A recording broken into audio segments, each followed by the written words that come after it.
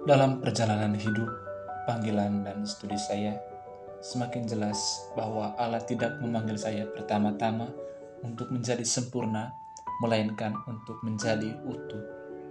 Growth in wholeness, saya pahami bukan sebagai pencapaian keadaan ideal yang bebas dari konflik dan kelemahan, tapi sebagai sebuah proses transformasi seumur hidup di mana seluruh pengalaman, baik terang maupun gelap, dirangkul, dimurnikan, dan dipersembahkan dalam Kristus. Kesadaran ini perlahan mengubah cara saya memandang diri sendiri, orang lain, dan arah panggilan hidup saya. Saya menyadari bahwa hidup saya kerap mengalami fragmentasi. Ada jarak antara apa yang saya imani, apa yang saya hidupi, antara semangat pelayanan dan keterbatasan nyata, antara cita-cita rohani dan kenyataan psikologis yang rapuh. Seperti pengakuan Rasul Paulus, saya sering mendapati diri melakukan hal yang tidak saya kehendaki dan gagal mewujudkan kebaikan yang saya rindukan. Namun, refleksi atas growth in wholeness menolong saya melihat bahwa fragmentasi ini bukan tanda kegagalan iman, melainkan titik awal rahmat. Allah tidak bekerja di luar sejarah hidup saya, tetapi justru di dalamnya, di dalam ketegangan, luka, dan pencarian yang belum selesai. Kesadaran transformatif pertama yang tumbuh dalam diri saya adalah pentingnya penerimaan diri. Saya belajar bahwa keutuhan tidak mungkin tercapai tanpa keberanian untuk mengenal dan menerima diri apa adanya. Dengan segala kekuatan, keterbatasan, luka masa lalu, ketakutan, dan bayangan diri yang sering ingin saya sembunyikan.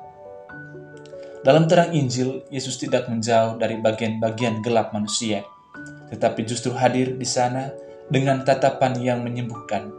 Maka, proses mengenal diri melalui refleksi, doa, dan kejujuran batin menjadi bagian penting dalam studi dan formasi saya.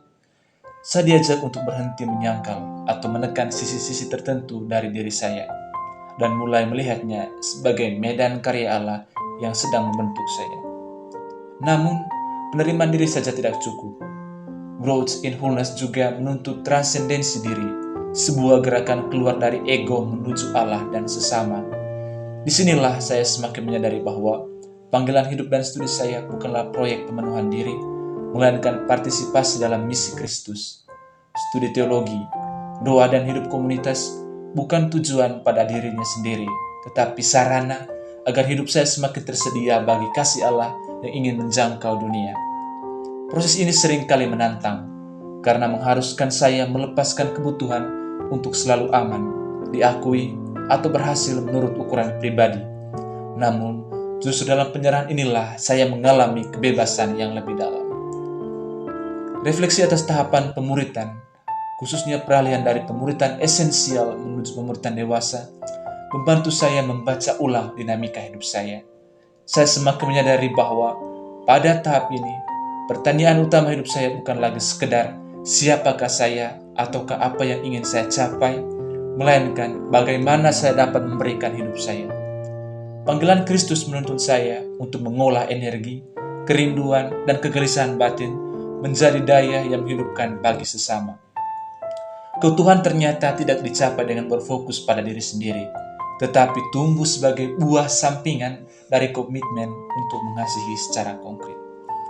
Dalam proses ini, penderitaan dan kekecewaan tidak lagi saya lihat semata-mata sebagai hambatan, melainkan sebagai kesempatan untuk bertumbuh. Ketika rencana tidak berjalan sesuai harapan, ketika studi terasa berat, atau ketika relasi komunitas menuntut kesabaran ekstra, saya belajar memaknainya dalam terang misteri Paskah, kehidupan yang lahir dari kematian. Undangan Yesus, apakah engkau mau disembuhkan, menjadi pertanyaan yang terus bergema. Saya disadarkan bahwa kesembuhan dan pertumbuhan menuntut keberanian untuk meninggalkan prinsip zona nyaman dan pola lama yang mungkin terasa aman tetapi tidak lagi memberi kehidupan. Kesadaran transformatif ini juga membentuk cara saya memandang pendampingan terhadap sesama.